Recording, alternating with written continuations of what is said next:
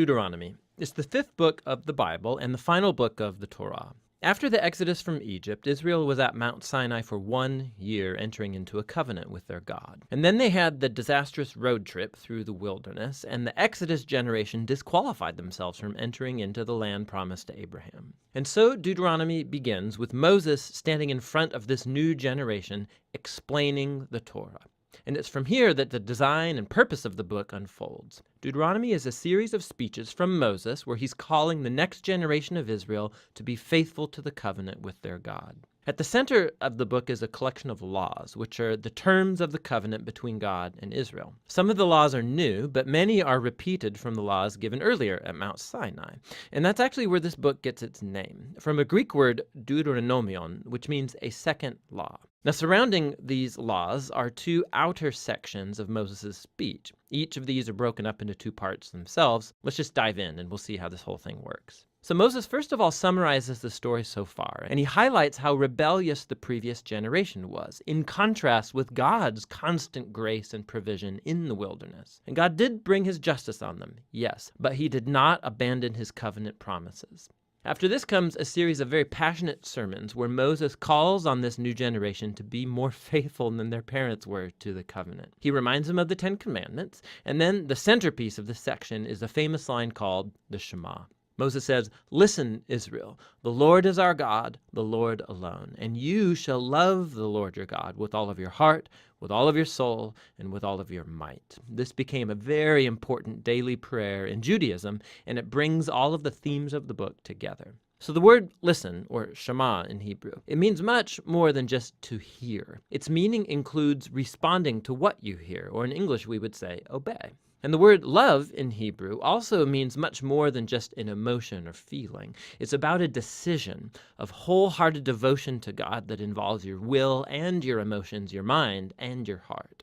Now, for Israel, their obedience and devotion to God served a much larger purpose. Obedience to the laws is going to make Israel a unique people among the nations. Just like God said at Mount Sinai, they will become a kingdom of priests. And Moses now says, how? Israel has the chance, by following the laws, to show the whole world the wisdom and the justice of God. The other key idea in the Shema is that Israel was called to obey and be devoted to the Lord alone. Or literally, in Hebrew, it says, the Lord is one. Now, in context, the point is that the Lord is the one God Israel is to worship and obey. Israel's about to go into the land of Canaan, where people worship idol gods that represent all different aspects of creation, the sun, the weather, sex, and war. And in Moses' view, worshiping these gods degrades humans and destroys communities. But worshiping the God of Israel, who's the creator and the redeemer, that will lead to life and blessing.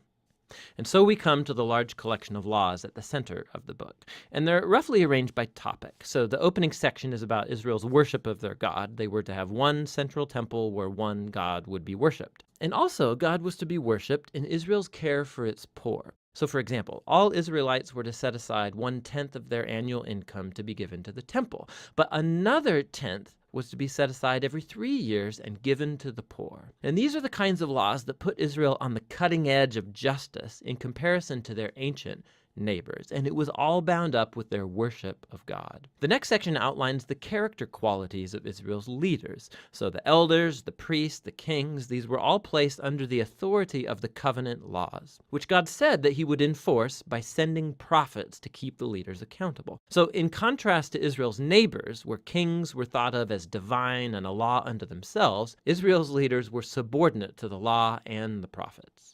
Following this is a large section of laws about Israel's civil life, so rules about marriage and family and business, and also about social justice, about their legal system and how it was to protect widows and orphans and immigrants. And then these are concluded by more laws about worship. Now, here's some tips for reading all of these laws. Remember, first of all, these are the terms of the Sinai covenant given specifically to ancient Israel, living in a culture that's very different from yours. And so, too, it's not going to be helpful to compare these laws with modern laws from a very different culture.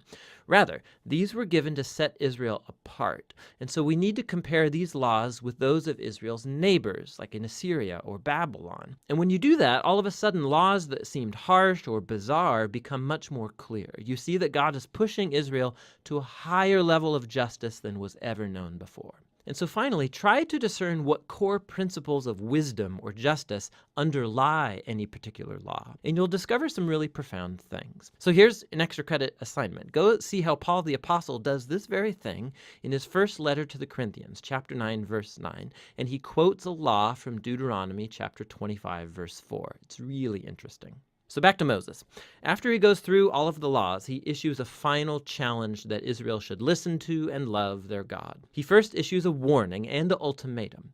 If Israel listens to and obeys their God, everything's going to go great, lots of divine blessing. But if they don't listen and rebel, famine, plague, devastation, and ultimately exile from the land. And then Moses forces a decision.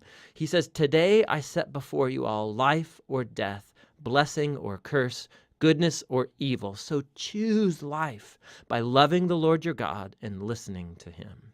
But then Moses says this. He says, "I know that after I die, you're going to rebel and turn away from God and end up in exile." Which is kind of a downer. But then again, he's been with these people for decades, and it becomes clear that his hopes are not very high. But all is not lost, Moses says. One day, when Israel is sitting in exile, at any point, Moses says they can turn back to their God, who will, in his words, circumcise your hearts so that you may love him with all your heart and soul and live. Now, this is a vivid metaphor that's saying something is fundamentally wrong with Israel's heart. It's stubborn and hard. And it's the same thing wrong with the heart of all of humanity. This is going all the way back to the rebellion in the garden. Humans seized autonomy from God. They wanted to define good and evil for themselves, and they ruined God's good world as a result. But one day, Moses says, God is going to do something to transform the hearts of his people so that they can truly listen to and love God from the heart and be led back to true life. And this is the promise that gets picked up by the later biblical prophets, Jeremiah and Ezekiel, the hope for a new heart. So Moses ends his speech with a poem of warning and then of blessing, and then he walks up onto a mountain and he dies. And so the Torah draws to a close. All of the major plot tensions of the biblical story are in place, but left totally unresolved. So when is the descendant of the woman going to come and defeat evil? Or how is God going to rescue the whole world and bless all nations through this family? And how can God's holiness be reconciled with people who are continually rebellious? And how is God going to transform the hearts of his people?